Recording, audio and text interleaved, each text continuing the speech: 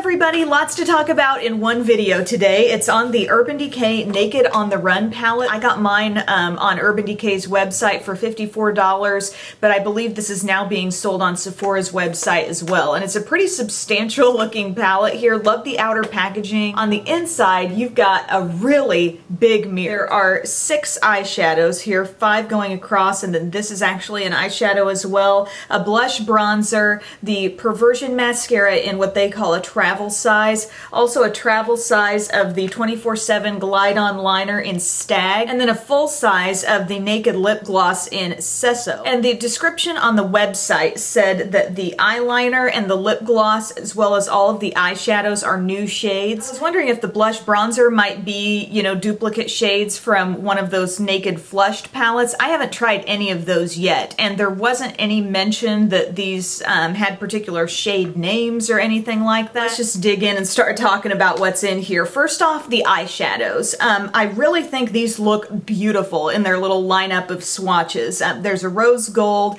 a matte light brown, a taupe, a deeper matte brown, and then a really interesting shimmery deep bronze. And that light shade in the palette that I actually thought was a highlight for your face at first is an eyeshadow. It's called 50/50. All the names of the eyeshadows are on the back of the palette, by the way. They're nicely pigmented. They're what I expect from Urban Decay eyeshadows. However, after using this multiple times, I do wish there was a deeper shade of eyeshadow in there. Maybe something matte and just really dark. And I think that really dark bronze is a gorgeous and kind of unique shade, but the more you build it up in an effort to darken it, you actually kind of make things look more metallic and shimmery on your eyes. For my look today, I primed my lids and then I used the light matte brown in my crease to just get things going there because I definitely have a pop coming on the lid. I also deepened the outer part of the crease with the deeper matte brown. I patted the rose gold shade all over the lid. I really do like this color. Then I deepened up the outer part even more with that dark shimmery bronze. I used the rose gold with a light wispy brush just as sort of an outer border to this look,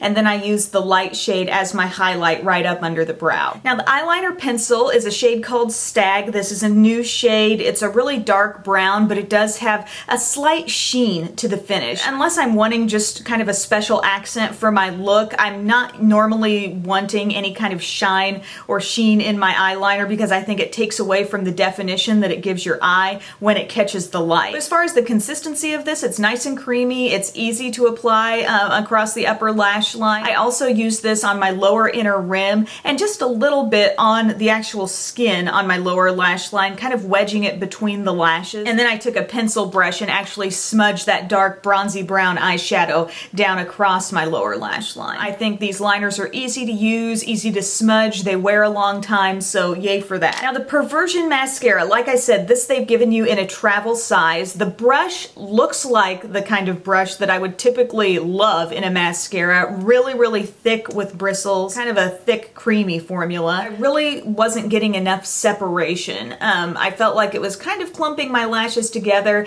adding a little bit of length, so that was good, but not giving me that look of lots of lashes. I just thought the effect from this was really underwhelming. As I went on for multiple coats, I didn't love the look that it built up. As far as the face products go, it's this blush and bronzer, and the bronzer is really, really warm. I would almost call it like a deep peach. So I had already contoured my cheeks with a little bit of Too Faced Chocolate Soleil bronzer, which is a much cooler tone, and then I just used the shade in this palette to sort of warm up my complexion a little bit, just used it in a very light way. And then this pink blush I really enjoy. I love a hot pink blush. I think it brings a lot of life and look of health to the face. And then the finishing touch for this look is the Naked Lip Gloss. This is a full size. I would call it a pink with some very, very fine golden shimmer. It really kind of glazes over the lines in your lips and makes the lips look very pouty and full. The texture of this is really comfortable on the lips, not sticky at all, actually feels kind of moisturizing. A lot of your natural lip color is going to show through because the gloss is so sheer. This seems like the kind of look I could get out of a lot of different products, you know? Overall wrap up on this palette, I think Urban Decay does a great job with their eyeshadows. So I would just prefer to have a full palette of their eyeshadows. This sprinkling of colors here, they're pretty. I think it's just missing one really dark shade that can provide even more contrast with some of these shimmers like the rose gold and the taupe. The dud of this palette was the Perversion Mascara for me. Everybody's lashes are different. You might have a different opinion on it, and I hope it does work better for you. you than it did for me, but I'm just not a fan, would not repurchase that. So while it's cool that you have these little slots for individual products up here, once you run out of one of them, if it's the liner or the mascara, it's got to be the smaller size to be able to actually replace it. So not a bad product here from Urban Decay, but in my opinion, not as strong as their other eyeshadow palettes. So thank you guys so much for watching this review, and I'll see you later. Bye.